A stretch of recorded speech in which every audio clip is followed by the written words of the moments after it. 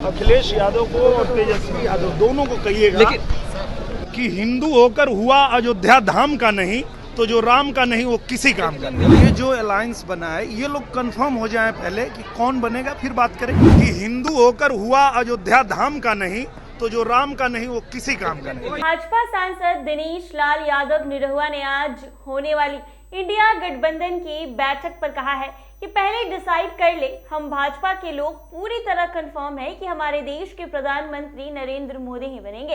India alliance पहले confirm हो जाए कि कौन प्रधानमंत्री बनेगा, उसके बाद ही उसके आगे की बात की जाएगी। वहीं उन्होंने सांसद को निलंबित किए जाने और उसके बाद दिए गए बयान की दूसरी भावना को आहत किया जा रहा है। उसके बाद उन्होंने कहा है कि सभी जनता बहुत अनमोल वोट देकर उन्हें सांसद में भेजती है और सांसद में तक उड़ाएंगे तो कार्रवाई तो जरूर होगी। संसद में जनता ने आपको काम करने के लिए भेजा है, ना कि आपको तख्ती उड़ाने के लिए। नहीं, तख्ती उड़ाएंगे तो उठाकर फेंक ही दिया जाएगा। विपक्ष के द्वारा लगाया गया आरोप कि विपक्ष के द्वारा गृह मंत्री से सदन में जवाब मांगा जा रहा है तो जवाब नहीं दिया जा रहा है, तो उन्होंने कहा कि ऐसी बात नहीं है, उसकी जांच हो रही है और जांच होने के बाद सारा रिपोर्ट सामने आ जाएंगे। फिर क्या 2024 की लोकसभा चुनाव में राम मंदिर का मुद्दा होगा? जिसके जवाब में उन्होंने कहा कि इस देश का सबसे बड़ा अगर काम हुआ है तो वो है राम मंदिर का बनाना। हिंदू में पैदा होकर वह राम का नहीं है तो वह किसी काम का नहीं है।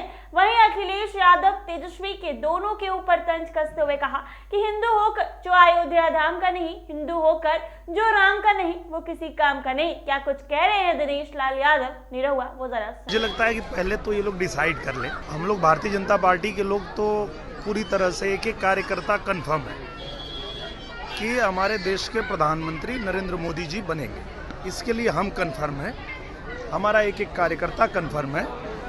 ये जो अलायंस बना है ये लोग कन्फर्म हो जाएं पहले कि कौन बनेगा, फिर बात करेंगे। जिस तरीके से एमपीज को सस्पेंड किया गया है पार्लियामेंट में, आज भी 49 एमपीज को सस्पेंड किया गया, क्या कहिएगा? अखिलेश यादव ने कहा कि लोकतंत्र का मंदिर होता है लेकिन अब मंदिर नहीं रहा, क्योंकि जिस तरीके से विपक्षी एमपीज को उठा के फेंका जा रहा है अब वो मंदिर नहीं रहा। नहीं, ऐसा नहीं है।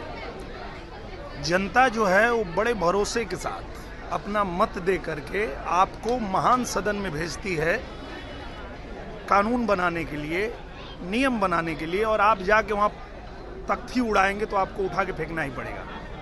वहाँ तख्ती उड़ाने के लिए जनता ने नहीं भेजा है, देश का पैसा बर्बाद करने के लिए नहीं भेजा है, वहाँ आपको काम करने के लिए भेजा। आप जाके वहाँ तख्ती उड़ा रहे हैं, जो नियम के खिलाफ करेगा उसको निकालना पड़ेगा। लेकिन उन्होंने कहा कि सुरक्षा में चूक हुई है, हम सिर्फ गृह मंत्री से जवाब मांगते हैं, प्रधानमंत्री जी सदन में आके बोल दे इतनी बड़ी सुरक्षा में चूक हुई है, उससे सरकार क्यों भाग रही है? कहाँ भाग रही है? पहली बार थोड़े ऐसा हुआ है, कई बार ऐसा हुआ है कि कोई दर्शक दीर्घा में आया है, किसी भी सांसद का पत्र लेकर के कोई भी वहाँ दर्शक दीर्घा में जा सकता है।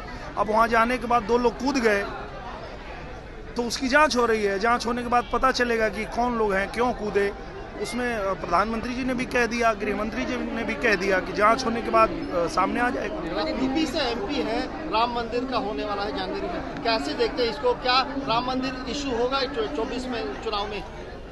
मुझे लगता है कि इस देश का सबसे बड़ा जो काम है वो राम मंदिर बना है, और मैं तो ये कहता हूँ कि हिंद में पैदा होकर हुए राम का नहीं तो जो राम का नहीं वो किसी काम का नहीं। अखिलेश यादव को और तेजस्वी यादव दोनों को कहिएगा कि हिंदू होकर हुआ अयोध्या धाम का नहीं तो जो राम का नहीं वो किसी काम का नहीं। तो आपने सुना इन्होंने क्या कहा है। ऐसे ही तमाम अपडेट्स के लिए बने रहे NBC 24 पर।